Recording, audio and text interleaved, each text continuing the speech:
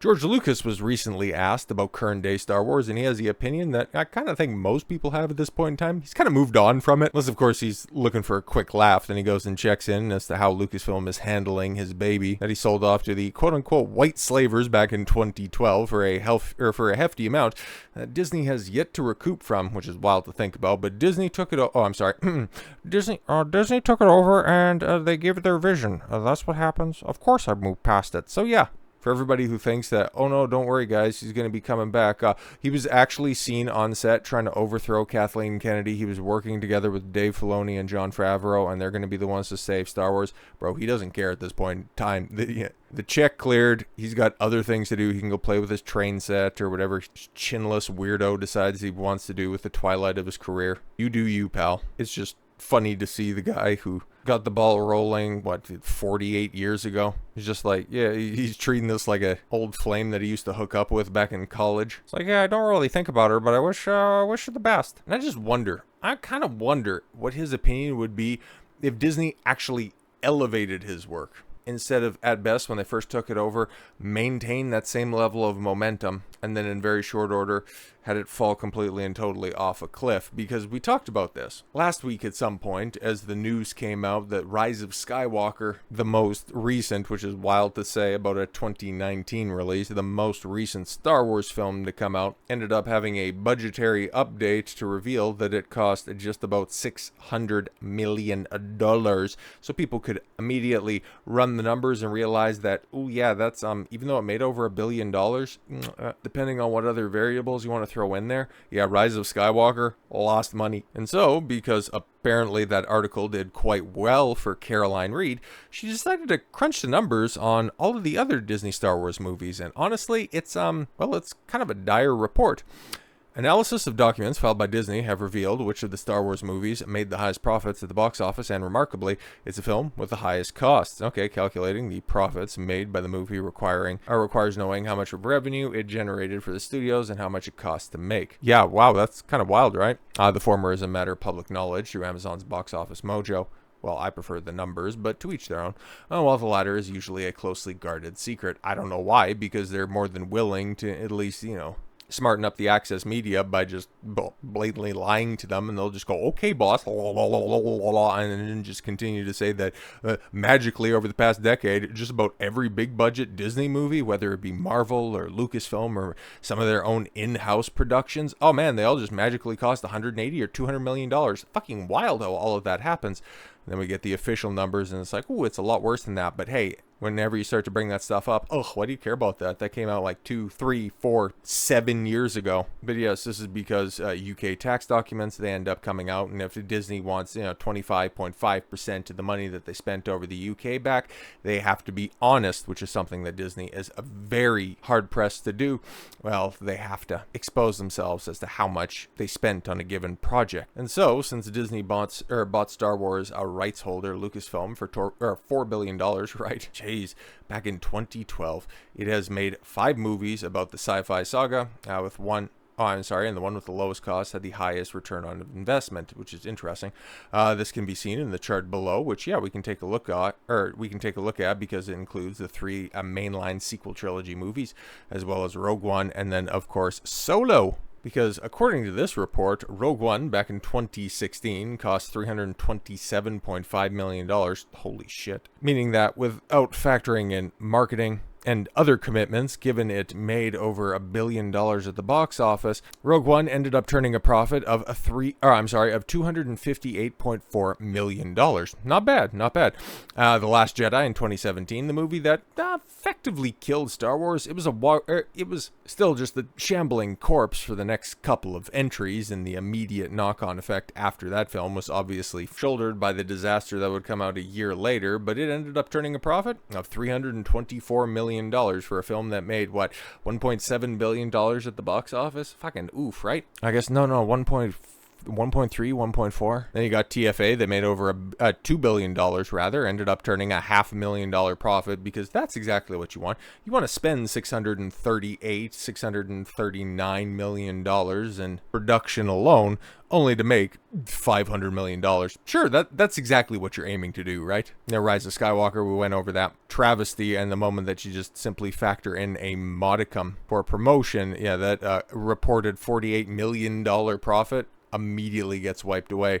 And then, of course, Solo, the film that I would say ended up getting affected greatest by the response to The Last Jedi, ended up losing just simply at the box office, without marketing, without any of the other stuff on top of it. It cost, for whatever reason, $365.7 million. Well, we kind of know why, you know, just how that film was immediately shot to shit, losing directors, writers, having to, you know, bring in a new screenwriter at the 11th hour in the form of Tony Gilroy of Andor fame, in order to try to salvage that belabored production rather, that Kathleen Kennedy personally meddled with and completely destroyed upon all points of recognition. Lost over $103 million. So the return on investment of a negative 34.5%.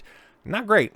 Not great at all. And so is it any wonder why, until Mandalorian and Grogu comes out in May of next year, why it's been six and a half years before we've gotten another movie where they're going to try to tell you that that film only cost $200 million, and then when it ends up making $500 million at the box office, maybe a little bit more than that, it's not hitting $1 billion. 1000% not hitting $1 billion.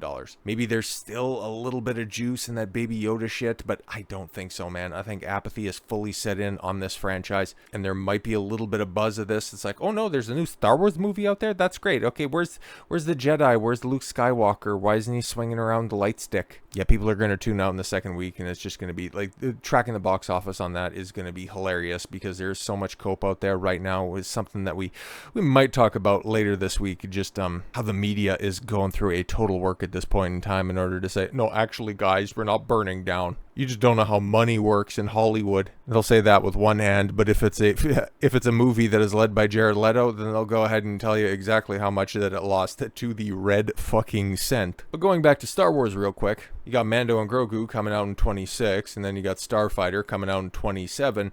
But after that, like, we have a lot of announced projects, but is there anything that's going to be on the books? Well, funny you should ask. Is it James Mangold's Dawn of the Jedi? Is it the Rey movie finally getting a firm confirmation?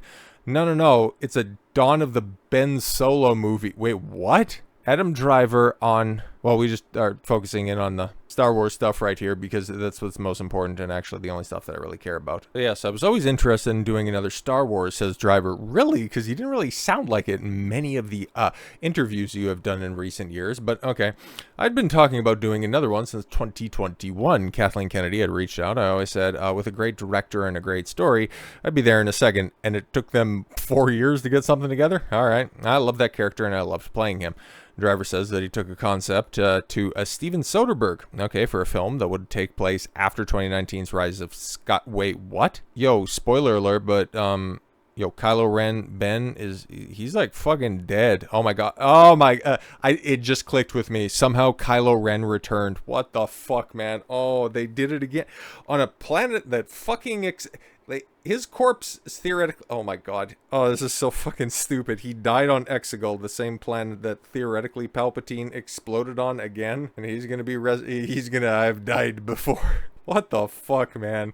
That movie, yes, culminated in Ren's redemption and apparent death. A Driver had undertaken the trilogy with an arc in mind for Ren that inverted the journey of Darth Vader as the trilogy evolved. Wait, inverted Darth Vader? So by the end, he was like really bad as he started out sympathetic. Like, wait, what? Okay. As the trilogy evolved, yeah, I didn't play out that way. Yeah, no, he's just a bitch throughout. So he went from having a character arc to kind of like a character flatline. Driver felt that there was unfinished business for Kylo Ren or as he is known before turning to the dark side, Ben Solo, or Uncle Luke lightsaber sheath. Soderbergh and Rebecca Blunt, outlined a story that the group then pitched to Kennedy, Lucasfilm Vice President Carrie Beck, and Lucasfilm Chief Creative Officer Dave the Dogfucker Filoni. Is it better to be a dogfucker than it is to be a dog zapper? Anyways, they were interested, so filmmakers then put in Scott Z. Burns to write a script. Driver calls the result of one of the coolest fucking scripts I had ever seen, or that I've ever been a part of. So we presented the script to Lucasfilm. They loved that idea. They totally understood our angle and what we were doing with it. And we took it to Bob Iger and Alan Bregman, and they said no. Oh, geez. It's like, no. Ray is the one that we want to push, because we see a lot of money in Daisy Ridley, not the guy who's like actually had a career after Star Wars, especially one that's even more rare to have a career after the sequel trilogy. They didn't see how Ben Solo was alive, and that was that. I would agree, because if you wanted to tell a Ben Solo story, you would tell the story about his adventures at the Jedi Temple and how Uncle Luke ended up having some bad dreams. It was called The Hunt for Ben Solo, and it was really cool, but is no more, so I can finally talk about it. Soderbergh in a statement said, "I really enjoyed making the movie in my head, so I'm just sorry that the fans won't get to see it." Representative for Disney and Lucasfilm declined to comment. It's a period of transition in the feature film operations, yes, for Star Wars. Kennedy, the longtime Lucasfilm president, is expected to step down at the end of the year. Oh, really? We're running with that narrative again. After the feature film lull, and numerous projects are, yes, in various stages of development or production, including Jon Favreau's Mandalorian and Grogu, Sean Levy's Starfighter, and a film he has directed by Sharmeen Obaid-Chinoy featuring Daisy Ridley returning as Rey. A James Mangold directed movie, and a new saga helmed by Simon Kinberg. Fuck, I forgot about that, because he's supposed to be getting a trilogy for whatever reason. So yeah, the hunt for Ben Solo. Well, it's apparently a hunt that never got started. But now that we have actually heard something about this, we know how reactionary Lucasfilm is.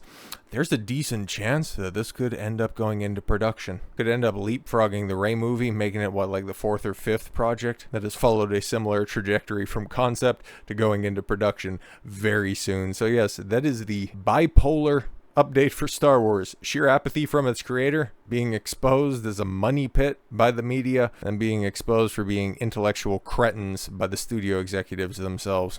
So with all that said, thank you all very much for the gift of your time. I've been Don Consuelo. I want you to follow your gut and get after it. Take care, everyone.